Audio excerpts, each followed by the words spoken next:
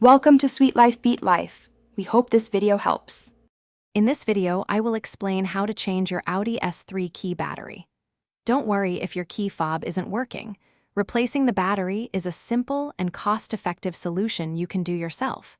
You'll only need a few basic items, and the whole process takes just a few minutes. Let's gather our tools and get started on bringing your key fob back to life. Now that you have your tools, let's open the key fob. Begin by pressing the release button and sliding out the physical metal key.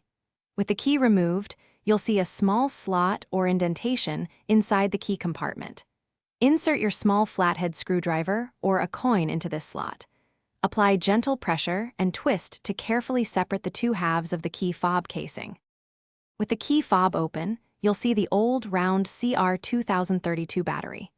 Take a moment to observe how it's positioned, as the new one needs to go in the same way, typically with the plus sign facing upwards. Use your small screwdriver to carefully lift out the old battery.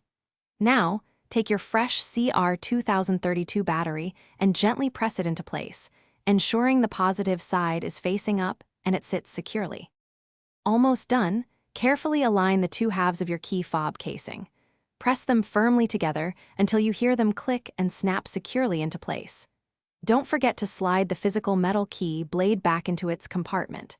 Finally, test your newly re-energized key fob by trying to lock and unlock your Audi S3. You should find it working perfectly again. Thanks for watching. Consider subscribing if we helped you.